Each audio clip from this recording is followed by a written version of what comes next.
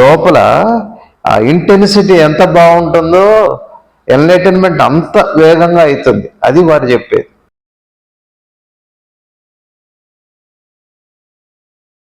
అలానే మనసులో ఒక పక్వత రాగానే మనసు ఏం చేస్తుంది, సత్యాన్ని అందుకునే పక్వత కూడా దానిలోనే ఉంది. అది మనసులోనే ఉంది, ఆ వైభవం మనసులోనే ఉంది, ఆ కళ్యాణ గుణం.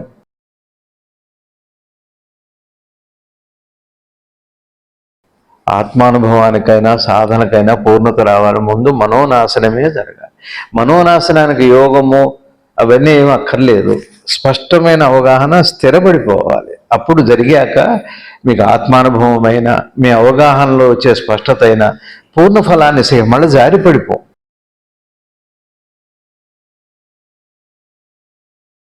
గురుభ్యో నమః. శ్రీ ఆంజనేయ పరబ్రహ్మణే నమః. ఆత్మబంధువులు ఆత్మస్వరూపులైన అందరికీ నమస్కారం. ఓం నమో భగవతే శ్రీ శివానందాయ. శ్రీ నిసర్గదత్త మహారాజు వారి పాదపద్మాలకు ప్రణమిలుతూ వారిచే బోధించబడిన నిసర్గదత్త మహారాజు వారితో ధ్యానాలు అనే పుస్తకంలో 117వ చాప్టర్లో 2వ పేర చెప్పుకుంటున్నాం.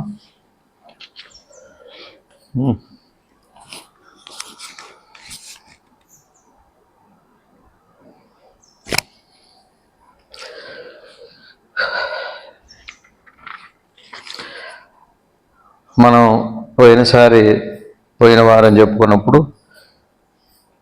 ఈ శరీరము వలన నీవు అనేక విషయములను పొందేదేవు, ఏమైనప్పటికీ శరీరము శాస్త్రం. మనం గుర్తింపు అనేది శరీరంతోనేగా, ఎవరిని గుర్తుపెట్టినా ఎవరికైనా చెప్పినా సరే, ఇది ఎప్పటికైనా పోయేదన్న విషయం కూడా మన అందరికీ తెలుసు. ఇప్పటి నుంచి అక్కడి నుంచి చెబుతున్నా, నీవు మరణించబోచున్నావు అనే విషయం వాస్తవము. ఎందుకు వాస్తవం అని ఎందుకు అంటున్నారు? ఇది దృష్టి పెట్టాలి. శ్రీ జిడ్డు కృష్ణమూర్తి గారు కూడా వారి బోధల్లో నువ్వు ఇప్పుడే పోయేటబట్టి అయితే ఎట్లా ఉంటావో అట్లా ఉండటం నేర్చుకోమంటారు. అంటే ఏమంటున్నారంటే వైరాగ్యం అంటే అర్థం ఏంటి అంటే, మనం ఎప్పటికైనా వెళ్ళిపోతాం. వెళ్ళిపోయిన వాడికి మనతో బంధాలు ఉంటున్నాయా? తెలియదుగా, లేదు కదా, మనకైతే తెలియట్లేదు. ఇది వాస్తవమేగా. ఈ విషయం మనకి బాగా పోయిన వాళ్ళ విషయం మనం గుర్తుపడి, మన తాతలు పోయారు, ముత్తాతలు పోయారు, ఏదో పెద్దలందరూ పోయారు. మళ్ళీ వాళ్ళతో మనకి ఏ సంబంధం, శారీరక సంబంధం లేదు, మానసిక సంబంధం కూడా లేదు. కేవలం జ్ఞాపకాలు మన దగ్గర ఉన్నాయి, బాగానే ఉంది. కానీ మనం వాళ్ళతో ఎట్లాంటి అనుబంధం పొందట్లేదు, అనుభవం పొందట్లేదు. అవునా కాదు? ఇది మనకి మరి మన విషయంలో మనం పోతాం అనుకోండి, మన విషయంలో మనం పోయిన తర్వాత కూడా వాళ్ళలాగానే మనకు కూడా కాదా? మనకి వాళ్ళకి కూడా. ఇప్పుడు మన పెద్దలు పోయినప్పుడు మనం ఎట్లా ఏడుస్తున్నాము, మనం పోయినప్పుడు మన పిల్లలు ఎందుకు ఏడుస్తున్నారు? ఇంకా వీళ్ళు వాళ్ళతో మనకు సంబంధం ఉండదనే కదా. అది వాస్తవం. అంటే అది ఎంత దృఢంగా మనకి బాగా అర్థమైతే, ఎంత బలంగా వాస్తవం అన్నది ఏమిటి అంటే, దాన్ని మనం ఇంకా జీర్ణించుకోవాలి. పుట్టిగా అంగీకరిస్తున్నాం, ఆ విషయాన్ని అంగీకరిస్తున్నాం, కానీ ఇంకా జీర్ణించుకోవాలి. మనం జీర్ణం అవ్వాలి. అంటే ఒక నిశ్చితమైన అభిప్రాయం నిజమే అన్నప్పుడు ఏమవుతుంది చెప్పండి? ఇప్పుడు మనం పోయేవాళ్ళమే, మనకి ఉన్న వాళ్ళతో మనకున్న అనుబంధాలు పోయేవి. అట్లానే మనకున్న బంధాలు పోయిన తర్వాత, అన్నీ పోయిన తర్వాత అన్న భావం మనకు బాగా అర్థమైనప్పుడు ఏమవుతుంది చెప్పండి?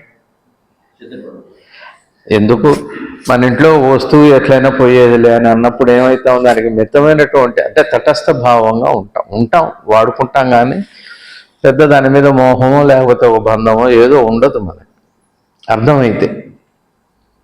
రవికాంత్ గారు, ఏదైనా ఇప్పుడు ఒక హోటల్కి వెళతాం, హోటల్లో నుంచి వెళ్ళిపోతామంటే ముందే ఒక అనుబంధం ఏర్పడితే అది వేరే విషయం. కానీ జనరల్గా గబుక్కుని పోతాం, దిగుతాం, మళ్ళీ వెళ్ళిపోతాం చాలా వరకు. ఎందుకంటే మనది కాదు, మనకు ఉండదు అనే విషయం మనకు బాగా స్పష్టత ఉంది. అట్లానే మన చుట్టూ ఉన్న మనకు సంబంధం ఉన్న విషయాలతో కూడా అలా ఉంటే ఒక తటస్థ భావం రాదు. నేను ఇవాళ అదే నా మనసుకు తోచిన మాట చెబుతున్నాను. మనకందరికీ కూడా నేనెవరో తెలియాలి, నాకు ఆత్మానుభవం కావాలని మనందరికీ ఉంది, దైవ దర్శనం కావాలని ఉంది. అయినప్పటికీ ఆత్మానుభవం అయినప్పటికీ కూడా ఇకపోతే రెండో మాట, ఆత్మానుభవం అవ్వాలి అంటే ఒక శాంతి రావాలి, ద్రష్ట దృక్కు దృశ్యము ఒకటే అని తెలిస్తే అప్పుడు వైరాగ్యం కలిగి ఈ వస్తు ప్రపంచం మీద మోహం పోయి అప్పుడు ఆత్మానుభవం అవుతుందని ఒక విధానం. అది ఒక సాధన మార్గం అనుకోండి. బాగా తెలియగల వాళ్ళకి ఇప్పుడు మనందరికి కూడా ఒక భక్తిలోనో ఒక మంత్రంలోనో ఒక సాధనో యోగమో ఏదో చేసినా ముఖ్యంగా మానసికంగా మన మేధోపరంగా ఒక విషయం బాగా అర్థమైనప్పుడు 95% మనోలయమే జరుగుతుంది, మనోనాశనం జరగదు. మనోనాశనం జరిగితే వైరాగ్యం సిద్ధించి ఆత్మానుభవం యొక్క ఫలం మనకి పూర్ణత వస్తుంది. మనోనాశనం జరగకుండగా మనకి భ్రాంతి పోకుండగా ఒకవేళ మేధోపరంగా మనకి విషయం అర్థమైనా లేదా ఆత్మానుభవమైనా లేదా ద్రష్టాదృక్కు దృశ్యమైన అవగాహనకు వచ్చినా కూడా ఇక్కడ నాశనం జరగలేదు కాబట్టి అది పతన హేతువైతే మళ్ళీ తిరిగి ఉత్తరకు వచ్చేస్తాం. ఇప్పుడు మనందరికీ నేనెవరో తెలియాలి, భగవద్ దర్శనం కావాలని ఉందనుకోండి, మంచిదే. దానికి ఏమిటి మార్గం ఏమిటి అంటే పెద్దలు చెప్పింది, జ్ఞానులు చెప్పింది, అతి సులువుగా చెప్పిన మార్గం ఏమిటంటే ఇవాళ మీకు నేను మీతో పంచుకోదలుచుకుంది ఏమిటి అంటే మనోనాశనం జరగాలి, మనోలయం కాదు. మనోలయం మీకు అవగాహన అయినా కూడా అవుతుంది. ఇప్పుడు ఏదైనా పోయేదే లేకపోతే ఏదో అన్నాము మళ్ళా కాసేపటికి నిశ్చింత వస్తుంది. కానీ ఇప్పుడు అందాకెందుకు శ్మశానంలోకి వెళ్తాం, మన వాళ్ళు ఎవరో పోతారు, ఎవరైనా పోయేవాళ్ళేగా, నేనే పోయేవాళ్ళే కానీ ఒక తాత్కాలికమైన వైరాగ్యం వస్తుంది మనకి, శ్మశాన వైరాగ్యం. అట్లనే ఆడవాళ్ళకి ప్రసూతి వైరాగ్యం అని వస్తుంది. అట్లానే ఇప్పుడు ఇట్లాంటివి ఏమన్నా సత్సంగాలు ఏమైనా ప్రవచనాలు వింటుంటే పురాణ వైరాగ్యం అని వస్తుంది. అది మనోలయం మాత్రమే. కానీ శ్మశానంలో మనవాళ్ళు పోయాక ఎవరో పోయేవాళ్ళు ఏం బంధాలు ఇవన్నీ ఇదంతా ఏమని మనం పక్క వాళ్ళతో చెబుతాం, మనం అనుకుంటాం. ఇంటికి రాగానే వాళ్ళు ఏం చేశారని అడుగుతాం. తిండితో మొదలవుతుంది. అదేదో కనపడట్లేదు అంటాం, వాళ్ళు లేరంటాం, వీళ్ళు లేరంటాం. మనోలయం అక్కడ జరిగింది శ్మశానంలో. సమాజంలో రాగానే మళ్ళీ మనసు చక్కగా విజృంభిస్తుంది కాదా? జరగట్లేదో చెప్పండి. ఎవరైనా పోయేవాళ్ళేరా, ఎప్పుడైనా పోయేవాళ్ళే చెప్పట్లేదా, మనం అనుకోవట్లేదా? మనకు కష్టం వచ్చినప్పుడు లేకపోతే మనకు అనుకూలత లేనప్పుడు అందరికీ అనిపిస్తూనే ఉంది కదా. ఇప్పుడు నిలబడుతుందా అంటే మనోలయం జరుగుతుంది కానీ మనోలయం నాశనం జరగట్లే. పోనీ మనకి అది వాస్తవము అన్న విషయం, అది జరుగుతున్న విషయం మనకు అవగాహనలోకి రాలేదా? శ్మశానంలోకి వెళ్తే వచ్చిందిగా, ఇంట్లో కూడా రోజు వస్తూనే ఉన్నాయిగా.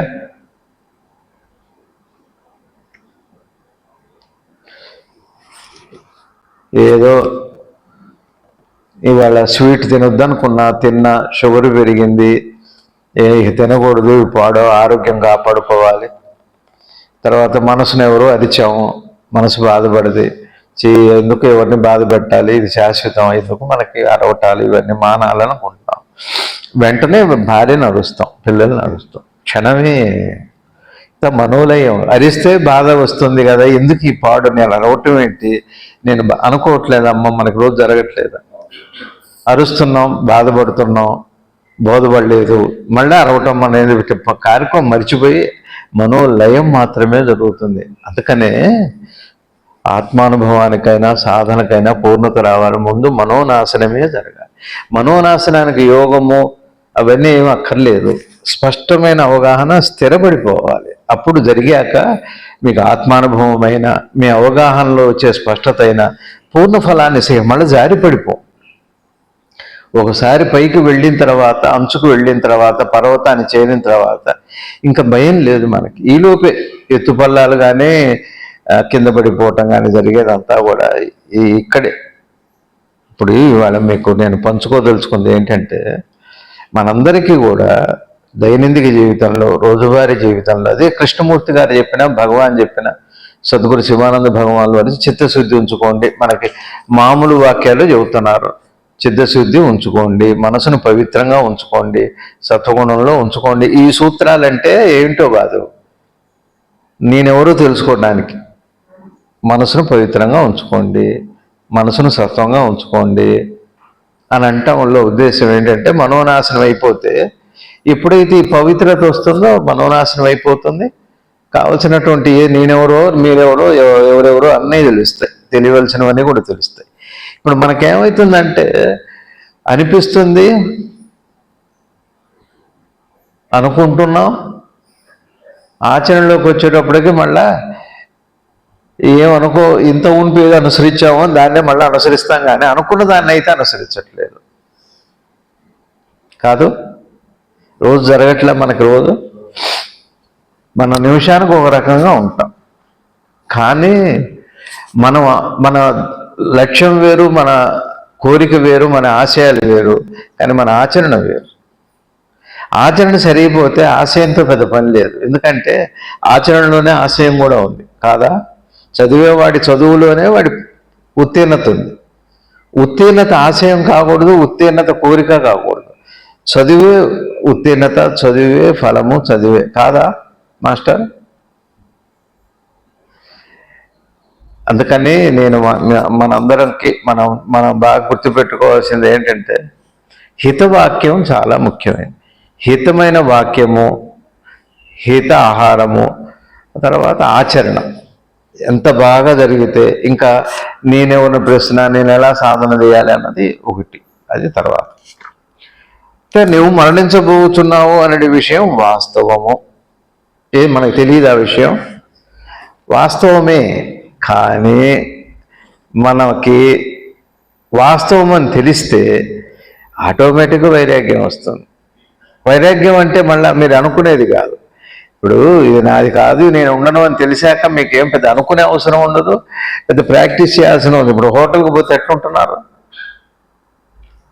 కానీ ఓ బంధం ఏర్పడింది అనుకోండి, మన ఇంటికి పోతే ఫుడ్ దొరుకుతుందో దొరకదో, ఎట్టు దొరుకుతుందో దొరకదో, మనకు ఆనంద విహార్ని వదిలిపెట్టలేము, భూ ప్లాజాని వదిలిపెట్టలేము, వెంకటసాయి హోటల్ని వదిలిపెట్టలేము. ఎందుకు వదిలిపెట్టలేకపోతున్నాం? తింటే పడదని తెలుసు, పడిది తినమని తెలుసు, కానీ తినకుండా అయితే మానం.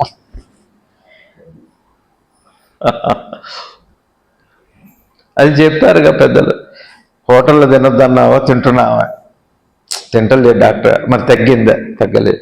తెప్పించుకొని ఇంట్లో తింటున్నాను నేను, హోటల్లో మానేసా.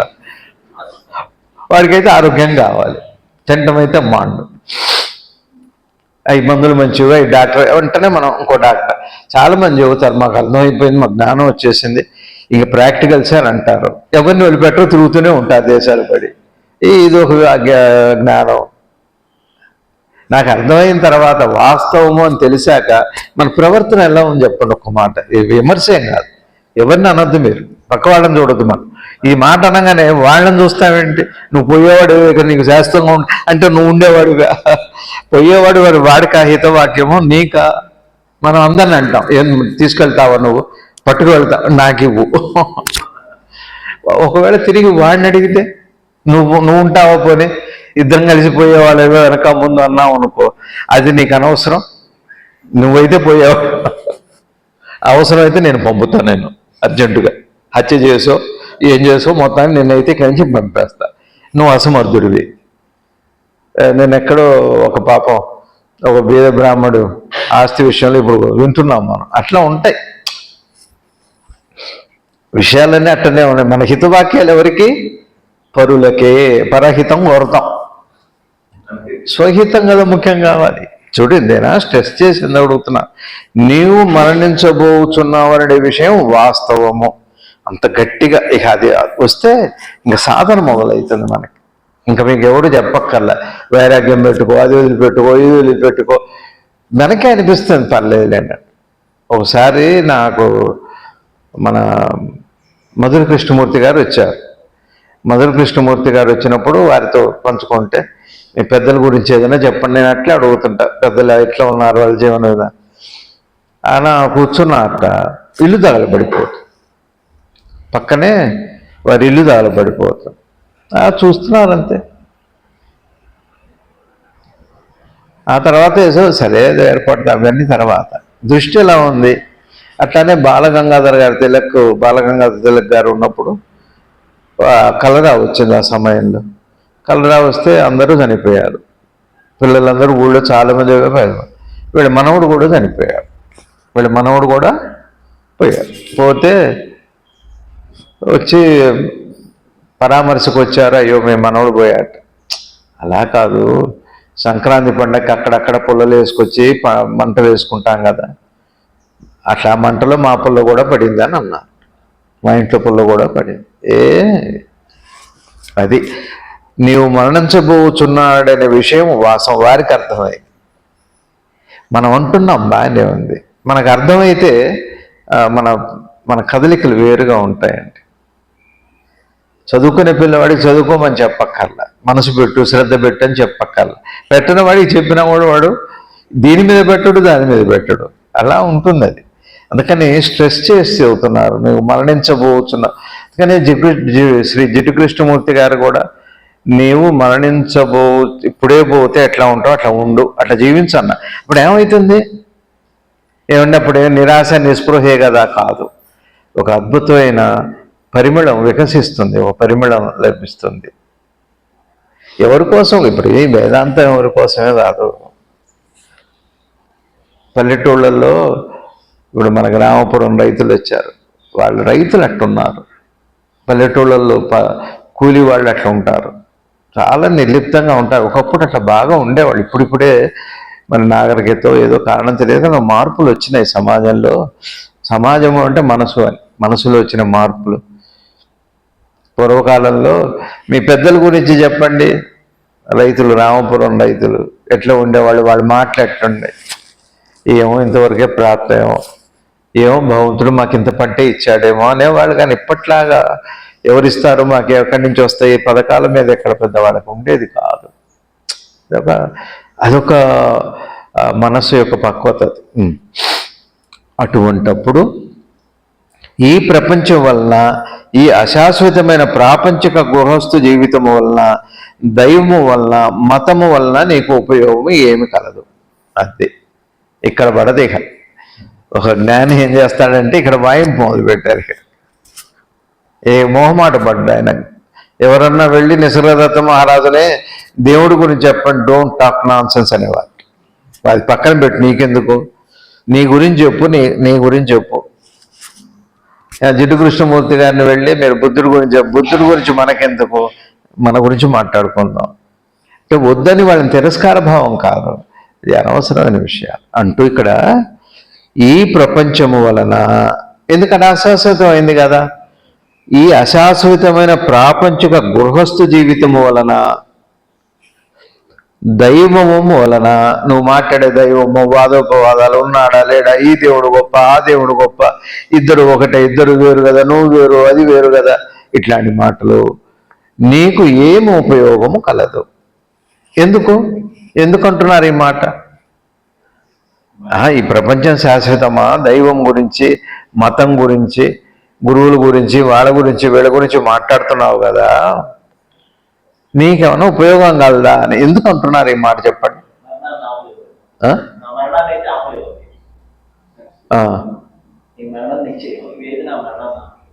మరణాన్ని ఆపలేవని చెప్పట్లా, అన్నీ వదిలిపోయేవే కదా. మరణం వాస్తవమని మొట్టలోనే మొదలుపెట్టారు. ఇది నిజమే అయినప్పుడు వీటి వల్ల ప్రయోజనం ఉంది. వీటి వదిలిపెట్టే వస్తే సంపాదించుకుంటావు, మా అయితే విజ్ఞానంగా మిగులుతుంది, కొంతకాలం సంబంధం ఉంటుంది నువ్వు అనుకునే వాళ్ళతో ఎంత గొప్పదైనా.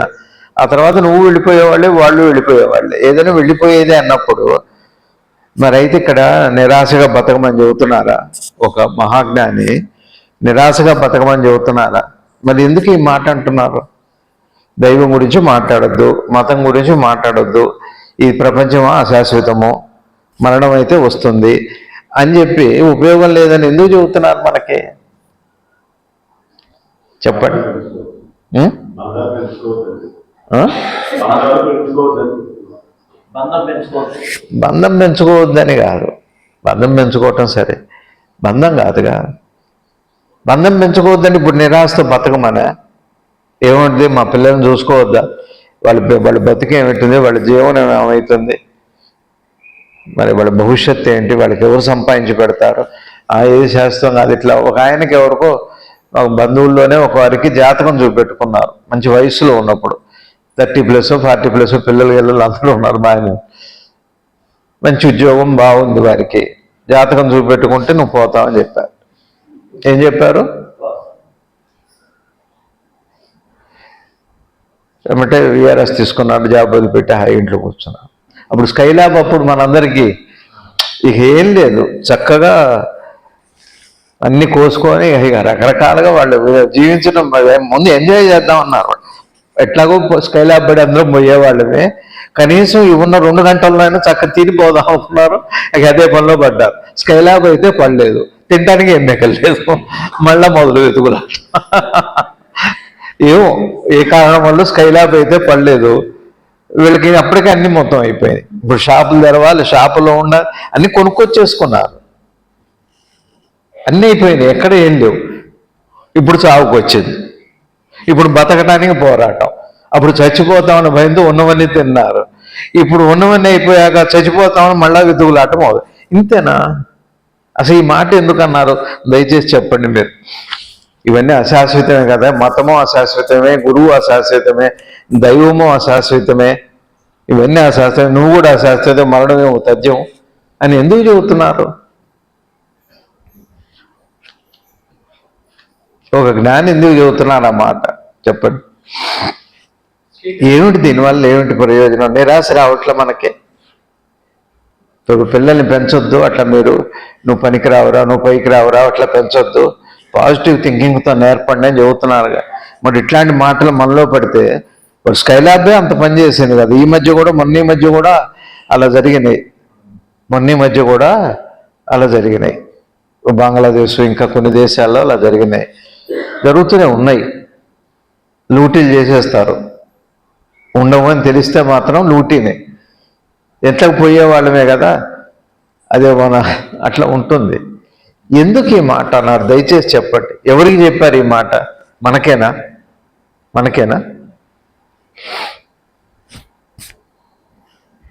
మనకే చెప్పారా?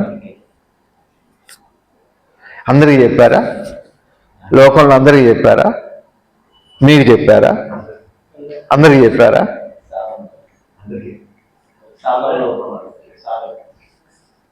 ఎవరైతే నాకు ఆత్మ జ్ఞానం కావాలి, నాకు జ్ఞానం కావాలి, నా మనసు నిలబడట్లేదు, నాకు ధ్యానం కుదరట్లేదు, నాకు సత్యం తెలియట్లేదు అని ఎవరైతే తపన పడుతున్నారో వాడికి ఇది వాస్తవం ఇంకా బలపడ ముందు అది రాని తర్వాత ఇది వస్తుంది, వెంటనే వాడు పరివర్తన లభిస్తుంది.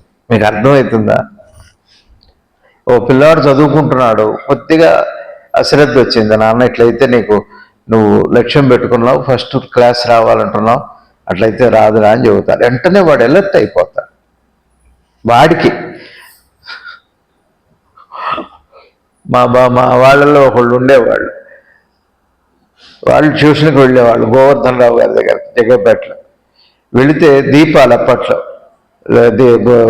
కిరసనాల బుడ్డీలు, అప్పుడు కరెంట్లు, దుప్పటి వేసుకొని నిద్ర, ఆయనకేమో చచ్చే నిద్ర వస్తుండేది. నిద్రపడితే ఎవరు ఊరుకుంటారంటే, నిద్రపోయిన వాడైతే ఎట్లాగో పట్టించుకోడు, కానీ మాస్టర్ గారు ఊరుకుంటాడా? ఇంట్లో వాళ్ళు అరుస్తారని కొడతారుగా. మరి నిద్రపోతున్నట్టు తెలియకూడదు అంటే ఏం చేయాలి? చదువుతున్నట్టు తెలియాలి. మరి చదువుతున్నట్టు తెలిస్తే నిద్ర ఆగట్లేదు. ఇప్పుడు వాడికి అది తెలియకూడదు, నాకు ఇది తెలియకూడదు. అప్పుడు ఏం చేశారంటే దుప్పట దీపం మీద కూడా కలిపేసి నిద్రపోవడం. ముందు మాస్టర్ గారికి చదువు కంటే కూడా ప్రాణభయం పట్టుకుంది. అరే పోతావురా, లేదు నీకు మార్కులు రాకపోయినా, నువ్వు చదవకపోయినా, మీ నాన్నగారికి నేనేదో చెప్పుకుంటా, కానీ ఈ దీపంతో కలిపి నువ్వు దుప్పటి మాత్రం వేసుకోకు, పడుకుంటే పడుకో. ఇప్పుడు ఈ తగలబడి అంతా తగలబడి, ఆ ఇల్లు తగలబడి మొత్తం పేను ప్రమాదం వాటిల్లేట్టుగా ఉంది. బతిలాడుకున్నాడు. నువ్వు దుప్పటి ఇట్లా వేసుకొని దీపం పెట్టుకుంటే ఏమవుతుందో చెప్పండి? ఊపిరి పోదు. అప్పుడు ఎవరికి నష్టం? సరే పోయినవాడు పోతాడు, ఉన్నవాడిని ఊరుకుంటారో చుట్టుపక్కల వాళ్ళగా పిల్లలు తల్లిదండ్రులు అందరూ వచ్చి వాళ్ళకి ఏ సంబంధం లేదు, రేపు మా పిల్లాడికి ఎట్లయితే ఎట్లా మీకు ఆ మాత్రం జాగ్రత్తలు ముందు ఈయన కొడతారు. అట్లా ఇంత ప్రమాదం ఉంది మరి, అందుకని ఆ జాగ్రత్త తీసుకున్నా. అందుకని ఎవరికి ఇది ఇప్పుడు మనకి ఇక్కడ కూర్చున్న వాళ్ళందరికీ, ఇది వినే వాళ్ళందరికీ ఒకవేళ నాకు నిజమే జ్ఞానమే కావాలి, నాకు సత్యం తెలియాలని ఉంటే ముందు నీవు మరణించబోతున్నావు అన్న వాస్తవం నీకు హృదయంలో దృఢంగా పడి వైరాగ్యం వస్తే ఈ క్షణమే నీకు కావాల్సిన పరివర్తన, నీకు కావాల్సిన జ్ఞానం వస్తుంది. అంత ఇన్స్టెంట్ అది. నీ లోపల ఆ ఇంటెన్సిటీ ఎంత బాగుంటుందో ఎన్లైటన్మెంట్ అంత వేగంగా అవుతుంది. అది వారు చెప్పేది. శ్రద్ధ లేదనుకోండి, శ్రద్ధ లేకపోతే అది వేరు విషయం. వాళ్ళకి చెప్పట్ల. ఎవరికైతే ఇది వాస్తవం అని నమ్మాడో, ఒకవేళ నువ్వు ఒట్టొట్టిగా అంటున్నావు కదా, అట్టానకు నిజంగా నీకు వాస్తవం అనిపిస్తే నీ యాటిట్యూడ్ మారిపోతుంది. మారినంత మాత్రం బాధ్యతలు పోవు. నీ పిల్లలు, నీ ఇల్లు, వాకిలి అవన్నీ వేరు. ఎప్పుడైతే ఆ యాటిట్యూడ్లో ఒక స్పష్టత, ఒక వికాసము జరిగిందో ఇంకా బాగా చూసుకుంటాడు, సంసారం ఇంకా బాగా చేస్తాడు. మనకి రమణ భగవాను వారు చెప్పారు భాషణల్లో, ఎవరికైతే వైరాగ్యం ఉంటుందో సంసారం బాగా చేస్తారు వాళ్ళు. అందుకే కాశీ యాత్ర అని పెట్టారు. వైరాగ్యం ఇప్పుడు ఎందుకు ఎన్ని విడాకులు అవుతున్నాయి? ఇప్పుడు పిల్లలు కాస్త పూజలు చేస్తుంటే ఇస్తారా వాడికి పిల్లని? ఆ పిల్లని వాడికి ఇస్తారా? ఇవ్వరు. ఏమో వాడు పూజలు చేస్తున్నాడు, ఏమో ఎందుకులే, మళ్ళీ ఎందుకో వాడు ఆగమైపోతే ఎట్లా, రేపు సంసారం పట్టించుకోపోతే ఎట్లా, ఆ పూజల్లో పడి చెప్పి వాడికి ఇవ్వరు. సరే అచ్చం లౌక్యంలో పెడి తిరుగుతున్నాడు, వాడికి ఇస్తే బాగుంటుందంటే ఏం ఉంటుందో సంసారం. ఇప్పుడు చూస్తూనే ఉన్నాగా, పెళ్ళి అయినంతసేపు ఉండట్లేదు, పెళ్ళి అయినంతసేపు ఫ్రీ ఫోటో షాట్స్ ఉంటున్నాయి కానీ మ్యారేజ్ అయితే ఉండట్లేదు. ఎందుకని? మరి నువ్వు కావాల్సిన లక్షణాలని వాళ్ళు ఉన్నాయిగా. ఇప్పుడు కావలసినటువంటి ఐహిక గుణాలు, ఆ సద్గుణాలన్నీ ఉన్నాయి కదా, మరి ఎందుకు? కానీ వైరాగ్యం ఉన్నవాడికి బ్యాలెన్స్ మైండ్ ఉంటుంది. నిజంగా సత్యం తెలిసిన వాడికి ఏం చేయాలో కూడా తెలుస్తుంది చకచక. ఇదిగో మనకి ఓ చిన్న కథ కూడా చెబుదాం. ఎట్లా ఉంటారు వైరాగ్యం ఉన్నవాళ్ళు. ఒకసారి ధర్మరాజు వారి దగ్గరికి ఎవరో దానం కోసం వచ్చారు. మాకు కష్టంగా ఉందని, రేపు చేస్తాను, మీకు కావాల్సింది రేపిస్తా అన్నారు. సరే ఆయన వెళ్తుంటే భీముల వారు కనపడ్డారు, భీమసేనుల వారు. భీమసేనుల వారు కనపడితే ఇట్లా సంతోషంగా ఉంది నాకు, అన్నయ్య గారు రేపు చేస్తా అన్నారా మీకు, ఆ మాట అన్నారా అన్నారు. దాన్ని చెప్పి అప్పటికప్పుడు ఆయనకి ఏం కావాలనే చేశారు, పేరు కోసంగా. ఇది ధర్మరాజుల వారికి తెలిసింది. నేను చేస్తా అన్నా, అప్పుడే ఈయనకేమిటి ఆరాటం అని పిలిచి ధర్మరాజుల వారు భీమసేనుల వారిని అడిగారు, నాన్న నేను రేపు చేస్తా అన్నా కదా, రేపు కదా చేయాలి, అతనికి ఏమి ఇస్తాను నేను అన్నా కదా, నీకేమిటి తొందర ఏమిటి అన్నా. కాదన్నయ్య, ఒక్క క్షణం తర్వాత నేను ఉంటానో పోతానో నాకు తెలియదు, పోవటం ఖాయం కదా. చూడండి, పోవటం భీముల వారికి అర్థమయ్యింది, పోవటం ఖాయం కదా.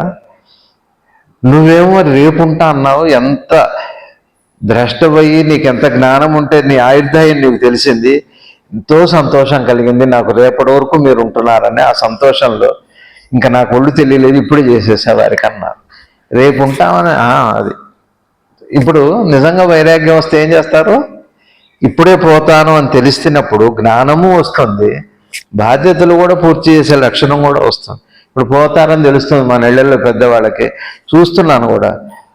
పోతాను ఇంకా ఉండను అని కొంతమందికి ఓ సంకేతం రాగానే వెంటనే లాయర్ని పిలిపించి వీళ్ళనామా రాస్తారు. ఎందుకు వీళ్ళు కొట్టుకోసి వస్తారు వీళ్ళని, నేను పోతున్నాను, మళ్ళీ వీళ్ళలో కొట్లాట వస్తాయి, అమ్మాయికి ఎంత, అబ్బాయికి ఎంత, అల్లుడికి ఎంత, కొడుకు ఎంత, కోడలికి ఎంత, నాకెంతనైతే రాసుకోడు. ఇంకేమో నాకెంత, పోయేవాడికి నాకెంతనే ఉంది. అలా కాస్త రాసి ఒక వీళ్ళనామా రాసి వెళ్ళేవాళ్ళు ఏం చేస్తున్నారు, బాధ్యతల్ని. నిజంగా వైరాగ్యం వస్తే అప్పటిదాకా వెనకబడ్డ జ్ఞానం మీ ముందుకు వస్తుంది, మీ ముందున్న బాధ్యతలన్నీ కూడా పూర్తయిపోతాయి. సత్యం అండి, బహుశా మీకు అర్థం కాదేమో. కానీ ఇక్కడ చాలా వరకు చచ్చిపోతామని తెలిసి పోస్ట్ పోన్ చేసి సత్యం వైపు బాధ్యతలు వదిలిపెట్టేవాళ్ళు. అది బద్ధకమో, తప్పించుకునే మార్గమో, మరేదో మానసిక వైఫల్యం, కానీ స్పష్టతలో భాగం కాదు అవి. స్పష్టత విధానం కాదు, అసహజం అది. ఇప్పుడు మనందరం కూడా రేపు చేసుకుందాంలే అంటాం. అందుకని పెద్దలు చెబుతారుగా, రేపు చేసే పని ఇప్పుడు చేయి, ఇప్పుడు చేసే పని ఇప్పుడే చేయి. ఆనకి చేద్దాం అనుకుంటే ఇప్పుడే చేసేసి చూడండి. రేపు లేదుగా, ఆనికి లేదు, ఈ క్షణమే ఉంది. సత్యము యొక్క వికాసము, దాని ప్రకాశం అంత బాగా ఉంటుంది. అందుకనే ఈశ్వరుడు కార్యంలో పోస్ట్ పోన్ లేదు. చూడండి, మీకు మెలుపు వచ్చిన క్షణం తర్వాత ఆలోచనలు వస్తూనే ఉన్నాయి. ఇంకెక్కడ జీవనం ఎక్కడ ఆగింది? కృష్ణ పరమాత్మ రెండో రోజునే పోతున్న వాళ్ళందరినీ ఆయన పని మొదలు పెట్టేశారు. కానీ ఆగవలసిన చోట ఆగారు, తగ్గవలసిన చోట తగ్గారు, ఛేదించవలసిన చోట చేది. పరమాత్మ యొక్క వైభవం అది మీరు బాగా అర్థం చేసుకోండి. ఏమన్నా వైరాగ్యం వస్తే బాధ్యత వెళ్ళిపెట్టి వెళ్ళేవాడు, ఇల్లు భార్య పిల్లల్ని వదిలిపెట్టి వెళ్ళేవాడు. వాడికి వైరాగ్యం రాలేదు, అపార్థమే వచ్చింది. వైరాగ్యం వస్తే నిన్ననే చెప్పాను నేను, తటస్థ భావము అంటే సుఖ దుఃఖాల యందు ఒక స్పష్టమైన అవగాహన. వైరాగ్యము అంటే ఈ విషయ సంపన్నులందు ఒక స్పష్టమైన అవగాహన, ఒక స్పష్టమైన అవగాహన. అమ్మా మెచ్యూరిటీ అదే డిస్క్రిమినేషన్. మెచ్యూరిటీ అంటే డిస్క్రిమినేషన్ వల్ల. మెచ్యూరిటీ వేరు, డిస్క్రిమినేషన్ వేరు. మెచ్యూరిటీ అంటే పక్వత, డిస్క్రిమినేషన్ అనేది వివేకం. మెచ్యూర్ అయ్యారు అంటే కొన్నిటికి అర్హతలు. డిస్క్రిమినేషన్ వివేకం వచ్చింది అంటే కొంతమందికి వివేకం చిన్నతనంలోనే వస్తుంది. వివేకానందుల వారి లాంటి వాళ్ళు, ఆదిశంకర్ లాంటి వాళ్ళు, అరే ఇంత అప్పుడే మెచ్యూర్ ఇంకా అవ్వలేదు, వీడికి ఎంత వివేకం ఏంటి, పసి మొగ్గకి అప్పుడే ఇంత మొగ్గగానే ఉన్నప్పుడు ఇంత తెలివితేటలు, అది డిస్క్రిమినేషన్. వివేకం మీకు అర్థమవుతుందా?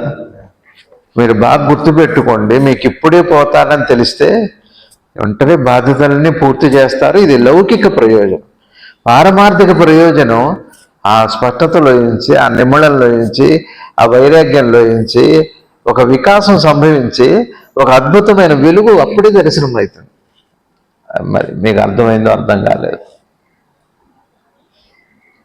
పిల్లవాడికి లక్ష్యం గుర్తు రాగానే చదువుకోవటానికి ఉపక్రమిస్తాడు. అట్లానే మనసులో ఒక స్పష్టత రాగానే సత్యాన్ని తెలుసుకోవటానికి మనసే ఉపక్రమిస్తుంది. నిద్ర రాగానే ఆలోచనలు వదిలిపెట్టడానికి, ఇప్పుడు చూడండి, మనం ధ్యానం చేయడానికి ఆలోచనలు వదిలిపెట్టడానికి ఎంత కష్టపడుతున్నాం మాస్టర్ కాదా? ఆలోచనలు ఆపితే కానీ మంత్రం నిలబడదు అని ఆలోచనలు వదిలిపెట్టడానికి ఎంత స్ట్రగుల్ అవుతున్నాం.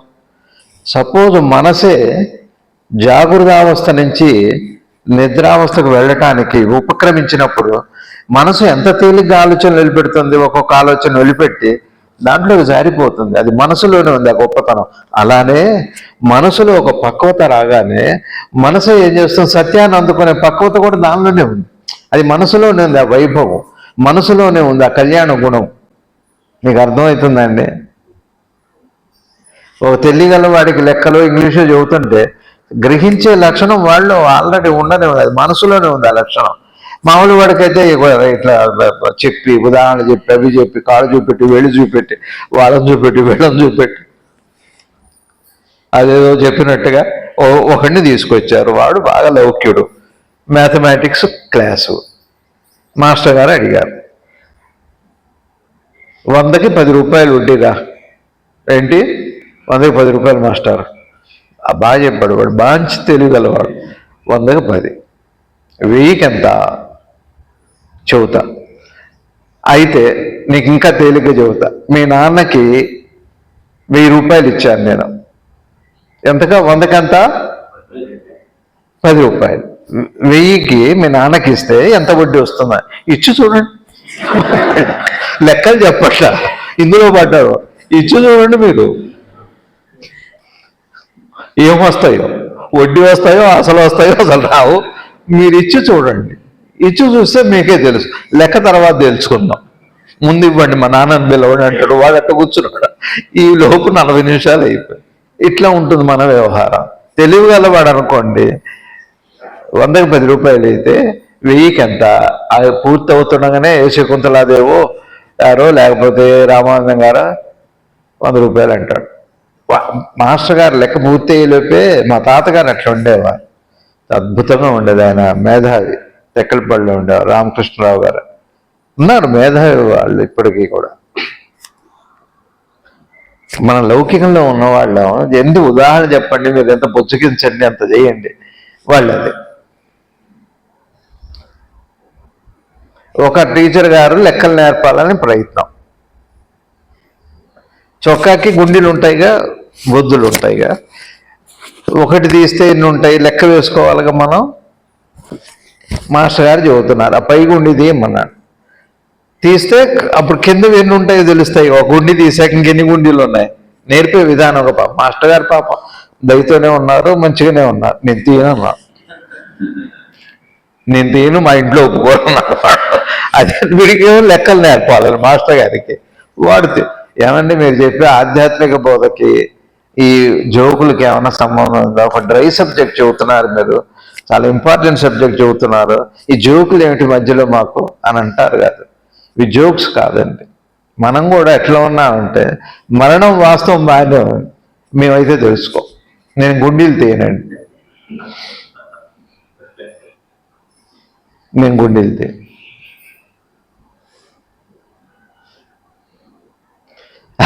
ఆ మెమిక్రీలు ఉప్పు కప్పు రంబు నొక్క పోలిక నుండు చూడ చూడ పురుషులందు అమ్మాయిని చెప్పమన్నారు. అమ్మాయి ఉప్పు కప్పు రంబు నొక్క పోలిక చూడ చూద్దాం. పురుషుడు అన్నది సిగ్గు, అమ్మాయి అంటూ పద్యం పురుషు. అబ్బా నాకు సిగ్గు అంటుంది. అబ్బా నాకు చాలా సిగ్గు అంటాను. నీకు సిగ్గు దారపడం ముందు పద్యం చెప్పేవాడు. అబ్బా నాకు చాలా సిగ్గు అంటుంది. ఆ మాట అందు అది క్లాస్ అయిపోయింది. మెమిక్రీ ప్రోగ్రాంలో ఉంటుంది. ఇట్లా మన వ్యవహారం ఎలా ఉందంటే కావాలేమో ఆధ్యాత్మికంగా నేనెవరో తెలియాలి. నేనెవరో తెలియాలంటే ఇది పోతుందని తెలియాలి. పోతుందని ఎంత తెలియాలి, ఎంత స్పష్టంగా తెలియాలి. ఎంత స్పష్టంగా తెలుస్తుందో తెలిసిన పరీక్షనే నేనెవరో తెలుస్తుంది. చిత్రం ఉందండి, అది చాలా చిత్రంగా ఉంది. నిద్ర పట్టిన మరుక్షణమే ఆలోచనలు ఆగుతాయి ఎట్లానో, మెలకు వచ్చిన మరుక్షణమే ఆలోచనలు ఎలా మొదలవుతాయో అందులో ఎంత సత్యం ఉందో, ఎంత వాస్తవం ఉందో, ఎంత ప్రాక్టికల్, ఎంత లైవో మనందరికీ అనుభవం లేదు. నిద్ర పడితే ఆలోచనలు వస్తాయా? నిద్ర పడుతూ ఉండగా ఆలోచనలు ఏమవుతుంటాయి? తగ్గుతూ ఉంటాయి. అది మనసు యొక్క వైభవం. అట్లానే ఇది ప్రపంచం ఇది జరిగిపోయేదే, కదిలిపోయేదే అనే సత్యం మనకి దృఢంగా నిజంగా అర్థమైతే క్షణంలోనే మనసు దాని సత్యాన్ని అందుకని జ్ఞానులు పదే పదే అట్లాంటి దీనివల్ల మళ్ళీ భయం పెట్టుకోకుండా మమ్మీ వద్దని అట్లాంటి మాటలు చిన్న వయసు ఆయుష్యణం అది ఆయుష్ ఇట్లాంటివి కాదు. ఆయుష్యణం కాదు, చిరంజీవి అవుతావు. మనకు ఆయుష్యణం కాదు, చిరంజీవి అవుతావు. జనన మరణ చక్రాల నుంచి బయటపడతావు. అద్భుతమైనటువంటి ఆ ప్రణాళిక అది. ఒక జ్ఞాని మనల్ని తీసుకునే వెళ్ళే విధానం అలాంటిది.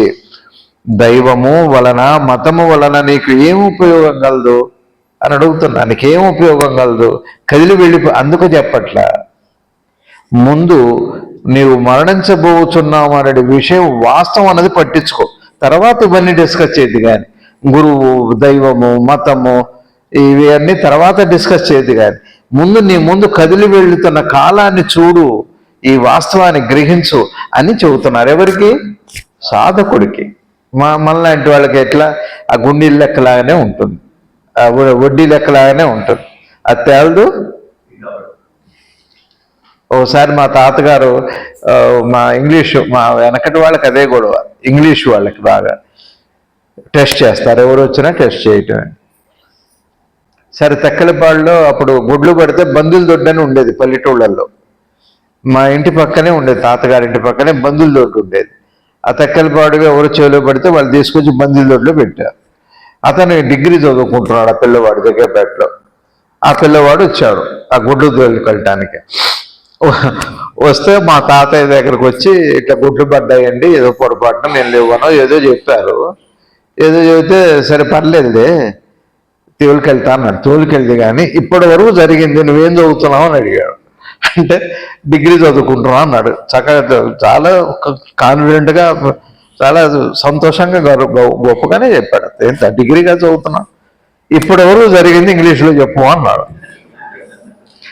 చెమటలు పట్టినాయి అతనికి. అక్కడే చెమటలు పట్టినాయి.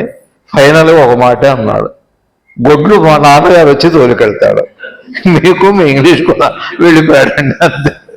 గొడ్లు వద్దు, బంధువులు దొడ్డి వద్దు, మీరు వదిలిపెట్టడం వద్దు, మహా అయితే ఫైన్ వేసినా పర్లేదు, కానీ నేను ఇంగ్లీష్ ఎప్పటికి తెలుస్తుంది కదా. సరే వదిలిపెట్టారు, అది వేరే విషయం. ఇప్పుడు మనకు కూడా ఎట్లా ఉందంటే, ఏది ఆవశ్యకత ఉందో, ఏది మనసుకు వస్తే అది వస్తుందో అది పట్టుకోం మనం. నేనెవరో తెలియాలి. ఇప్పుడు మనకేం కావాలి? నేనెవరో తెలియాలి, ఇది మాత్రం తెలియదు.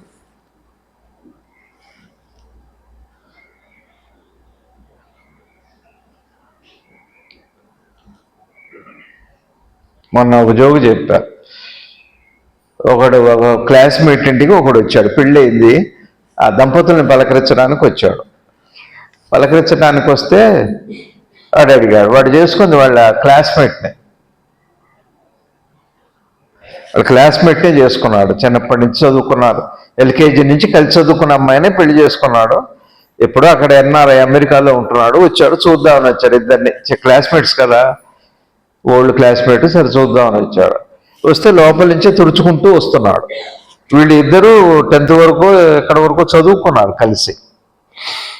వచ్చాక అడిగాడు, ఏంటి నీ లైఫ్ ఎలా ఉంది అన్నాడు. ఒకటే చెప్పాడు, చిన్నప్పుడు క్లాసులో దాన్ని హోంవర్క్ చేసి పెట్టాను, ఇప్పుడు హోంవర్క్ అంతా నేనే చేస్తున్నాను అన్నమాట.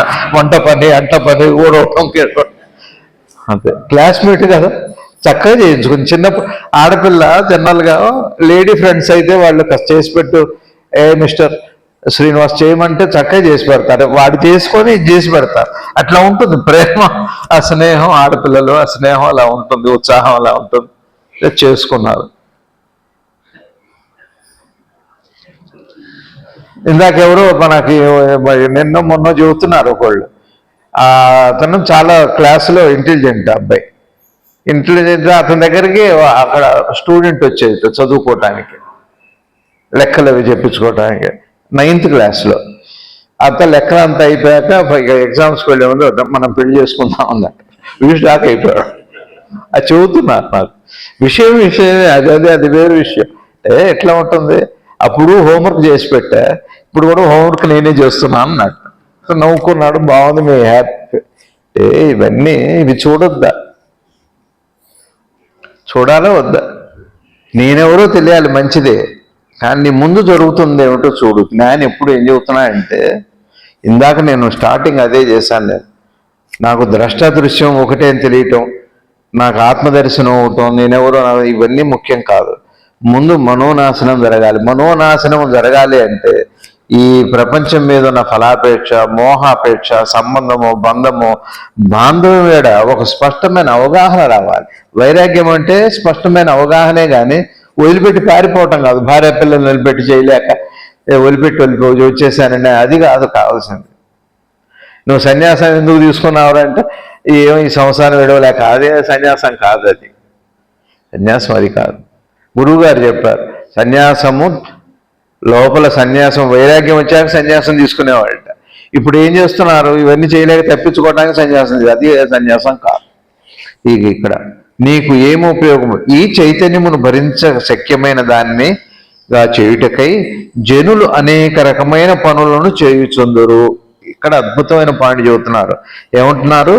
ఈ చైతన్యమును భరించ శక్యమైన దానిగా చేయుటకై జనులు అనేక రకమైన పనులను చేయుచుందురు. ఏమంటున్నారంటే, ఈ చైతన్యమును భరించే శక్యమి అంటే అర్థం ఏంటి అంటే, ఇప్పుడు మన ఇంట్లో కష్టాలు వస్తాయి. కష్టాలు వస్తే ఏం చేస్తాం? ఆ కష్టాలని తెప్పించుకోవడానికి వేరే మార్గాల్ని వెతుకుతున్నాం. కష్టాన్ని చూడడం సూటిగా. శ్రీ జిడ్డు కృష్ణమూర్తి గారు చెప్పేది అది. మీరు ఈ కష్టాన్ని సూటిగా చూడండి, సత్యం అర్థమవుతుంది. మనం ఏం చేస్తాం? తాత్కాలికంగా పక్క వాళ్ళతో వెళ్ళి వాళ్ళ దగ్గర ఉపశమనం పొందడం, వాళ్ళ దగ్గర ఏదో చెప్పించుకోవటం, ఇంకెవరిదో జ్యోతిష్యము, మరేదో ఆశ్రయిస్తామే తప్పితే, లేకపోతే ఎవరినో ఆశ్రయించి భారాన్ని తప్పించుకుందామని ప్రయత్నం చేస్తామే తప్పితే, పూర్తిగా మనోనాశనం చేసుకొని దాంట్లోంచి బయటపడే ప్రయత్నం, సత్యాన్ని తెలుసుకునే ప్రయత్నం చేయం అని ఇక్కడ శ్రీ నిసర్గదత్త మహారాజ్ చెబుతున్నారు. ఇప్పుడు ఉదాహరణకు మన ఇంట్లో కలిసి రావట్లేదు అనుకోండి.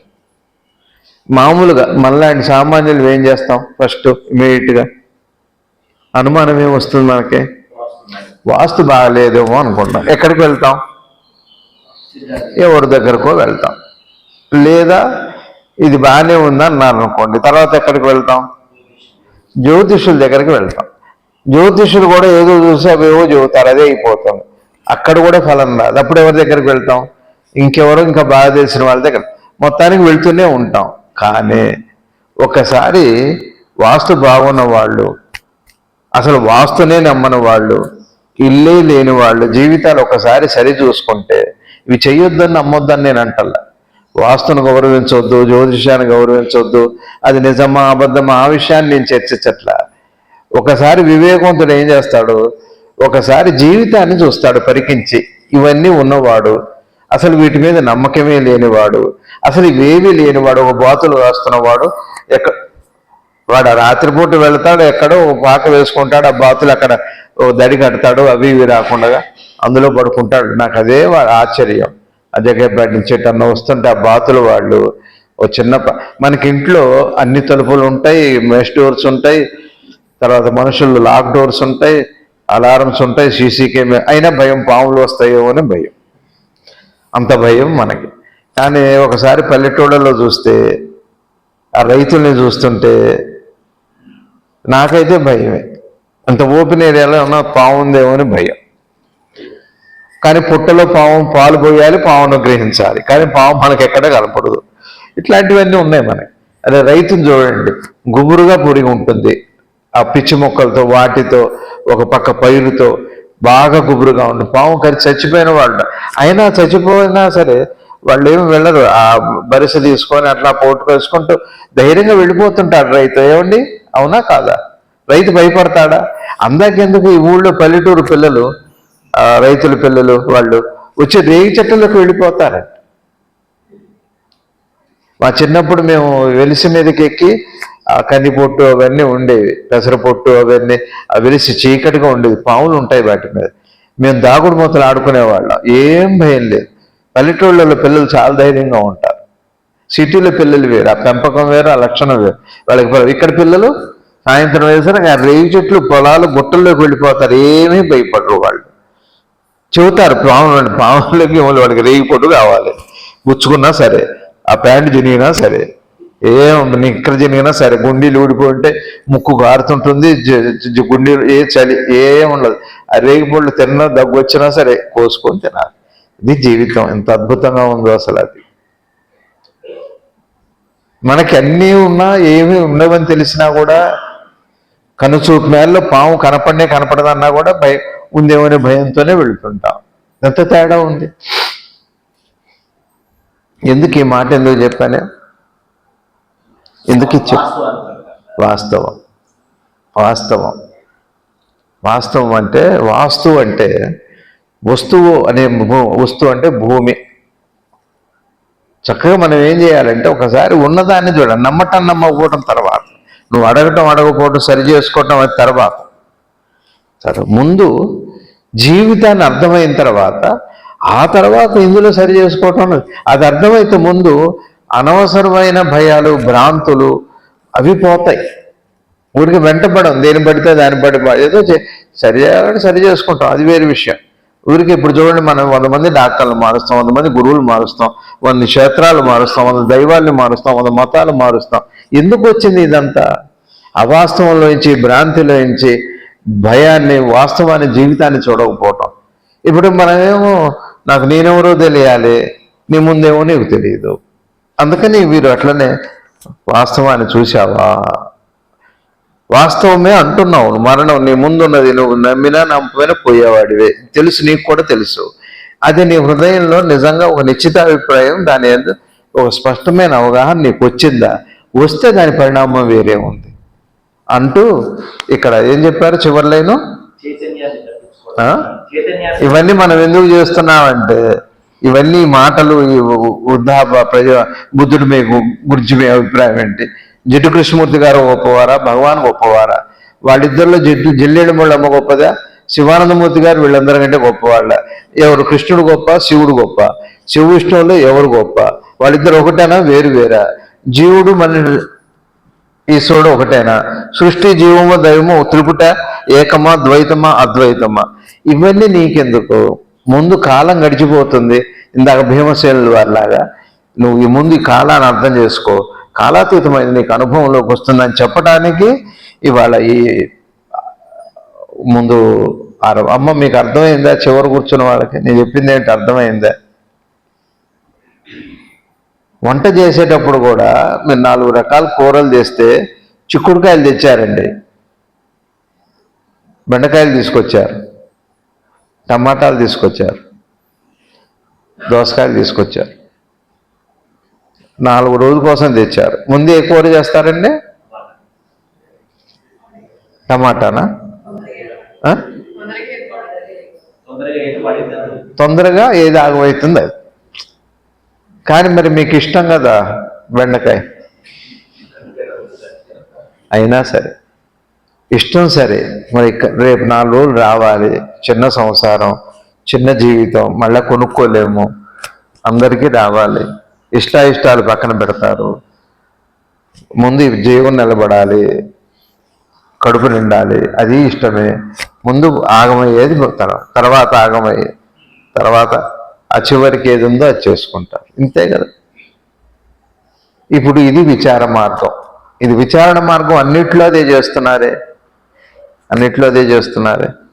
విచారణ మార్గమే ఉంది. అప్పుడు అదేగా యోగం అయింది. యోగం అంటే అర్థం ఏంటి? మీరు టమాటాలు చివరి రోజు చేశారనుకోండి, అప్పుడు అది దుర్వినియోగం అయిపోతుంది, నిరుపయోగం అయిపోతుంది. అదే టమాటాలు ఈరోజు చేసుకొని ఆ చివరిగా ఉండే ఆలుగడ్డలు చివరి రోజు చేసుకున్నాను అనుకోండి, అది వినియోగం అయ్యి ఇదంతా యోగం అవుతుంది. అప్పుడు ఈ విచారణ అంటే ముందు మీకు కావాల్సిన ప్రయోజనం అయింది కదా, మీ ఆకలి తీరింది కదా, మీ జీవశక్తి వచ్చింది కదా. అట్లానే కాలాతీతమైన దాన్ని తెలుసుకోవటానికి కాలస్వరూపాన్ని మనం చూసేటట్టయితే ఒట్టిగా అంటాం కాదు, ఒట్టి మాటలతో అంటాం కాదు. ఇప్పుడు మాటలతో అంటామా? ఆగమవుతుందని అంటామా? వినియోగం చేస్తున్నా అలా చేసేటట్టయితే నేనే. అందుకనే ఇవాళ నా మనసుకు చెప్పింది, ద్రష్ట దృక్కు దృశ్యము కన్నా, నేనెవరో ఆత్మ దర్శనం కన్నా కూడా మనోనాశనం చాలా గొప్పది. దీనికి స్పష్టత చాలా ఉపయోగపడుతుంది. అప్పుడు ఈ మనోనాశనం అయిన తర్వాత మీకు క్షణంలో ఆత్మానుభవం అయిన తర్వాత ఇక అది పెర్మనెంట్గా ఇక పతనం ఉండదు. ఎందుకు పతనం అవుతారు ఆత్మానుభవం అయినా అంటే మనోలయం మాత్రమే జరిగింది, మనోనాశనం జరగట్లేదు. అసలు అందాక ఎందుకు ఒక మాట చెబుతాను మీకు, మనకి రోజు నిద్రపోయి లేచేటప్పటికి మనోనాశనం అయ్యి మళ్ళీ మనోలయంతో మొదలవుతున్నాం. మనోనాశనమే జరిగింది, కానీ తాత్కాలికంగా. అది తాత్కాలికమైనప్పుడు అది మనోలయమే అవుతుంది. అది మీకు ఆ రాత్రి నిద్రలో జరిగింది మీకు అనుభవంలో, మీ జీవనంలో, మీ జాగృత అవస్థలోకి తెచ్చుకుంటే అప్పుడు అది మనోనాశనం కింద అయిపోతుంది. ఇంకా మనోలయంతో అవసరం ఉండదు. అది ఈ విధంగా ఇవాళ ఇంకొక మాట చెబుతూ ముగిస్తాను నేను. భగవాన్ నీసాయ స్థితిలో ఉండులో 3 మాటలు చెప్పారు. ధ్యానం చేయకు, సంస్థితమై ఉండు. నీవున్నావని భావించకు, సంస్థితమై ఉండు. ఉండటం గురించి భావించకు, ఉన్నావు నీవు. ఈ 3 మాటలు రవి గారు. ధ్యానం చేయకు, సంస్థితమై ఉండు అంటే సహజ స్థితిలో మనందరం కూడా నేనెవరో తెలియాలి అంటే ఈ సత్యం అర్థం కావాలి. ఏది వైరాగ్యము అనే మాట, వివేకము అనే మాట, తటస్థం అనే మాట, ఫలాపేక్ష లేని స్థితిని సంపాదించుకోవాలి. అదే సంస్థితమై ఉండటం. నీవు ఉన్నావని భావించకు, ఉన్నావు నీవు. సంస్థితమై ఉండు. నీవు ఉన్నావని భావించకు, సంస్థితమై. నీవున్నావనంటే నా లోపల ఆత్మ ఉంది, నేనెవరో తెలుసుకోవాలన్నది మనసుకు సంబంధించి. మొదటిదేమో ధ్యానానికి సంబంధించిన మాట, అంటే సాధనకు సంబంధించిన మాట. రెండోది మనోస్థాయిలో. మూడోది ఉండటం గురించి భావించకు, ఉన్నావు నీవని ఎందుకంటున్నారంటే ఆత్మ ఒకటి ఉంది, దాన్ని నేను చూస్తున్నానని సహజమైన తర్వాత అది కూడా అక్కర్లేదు. అంటే దీని అర్థం భావించకు అనే మాటలో భావాలు ఎప్పటి వరకు వస్తాయంటే అర్థమయ్యేంత వరకే భావాలు. అర్థమైన తర్వాత ఇక భావాలతో పని ఉండదు. అదే సంస్థితమై ఉండటము. సంస్థితమై ఉండటం అంటే మీరు రోజువారీ జీవితంలో పూజలు చేసుకోండి, విగ్రహారాధన చేయండి, ఏమన్నా చేసుకోండి, తప్పు లేదు. మీరు గురువుల గురించి మాట్లాడండి, దైవం గురించి ఇవన్నీ చర్చలు చేయండి, పర్లేదు.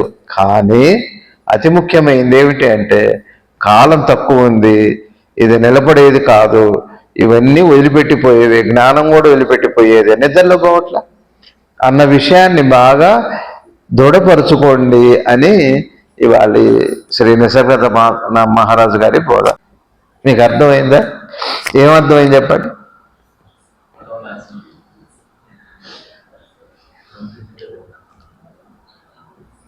బంగారం కొనుక్కుంటాం, నగలు చేయించుకుంటాం, రేట్లు పెరిగిందా తర్వాత కొనుక్కుందాం అనుకుంటాం, కానీ ఈ మోహం మాత్రం పోగొట్టుకోం. బట్టలైనా అంతే, బంగారమైనా అంతే, ఏవైనా అంతే. ఇది ఉంచుకుంటాం తాత్కాలికంగా, అది మనోలయమే. మనోనాశనం ఏంటంటే పెట్టుకోవద్దని కాదు విషయం. బంగారం రేటు పెరిగిందని మనసుని చంపుకోవటం కాదు, దానికి ఎంత, అది ఎంత, చాలు ఉన్నది చాలు. ఏదో అది కంచి పరమాచార్యులు వారు చెప్పినట్టు అమ్మాయిని పెళ్లి కూతురిని పెళ్లి చేసినప్పుడు తులం బంగారం ఇస్తే చాలు. కిలో బంగారం వాళ్ళు అప్పులు చేసి అంత దిగేసుకుని ఏముంటాయి, శాస్త్రాన్ని. కంచి పరమాచార్యులు వారు ఇంకోటి మహనీయులు, నడిచే దేవుడు, పెళ్లికి సంధ్యావందనానికి ఏ ఖర్చు కూడా కాదన్నారు. సంధ్యావందనానికి ఏం ఖర్చు అవుతుంది? నీకు నీళ్లు, ఓ చెంచా, ఓ ప్లేటు, కూర్చొని 2 నిమిషాలు ఈ మనసుని కేటాయిస్తావు, ఏం ఖర్చు కాదు. ఏం ఖర్చు అవుతుందంటే నీ కర్మ ఖర్చు అవుతుంది, నీ పాపాలు క్షయమైపోతుంది, అదే ఖర్చు. ఏం పైసా ఖర్చు. ఇప్పుడు నేను చెప్పా ఏం ఖర్చు అయింది? ఏం ఖర్చు కాదు. మీరు విన్నారు, మీకు ఏమైనా ఖర్చు అయిందా? ఎవరిని అడుగుతున్నారా? ఇక్కడికి వచ్చిన వాళ్ళని ఎంత ఇస్తారు డబ్బులు, చందాలు? అడిగితే చెప్పండి, లేనిపోయింది నాకు తెలియకుండా.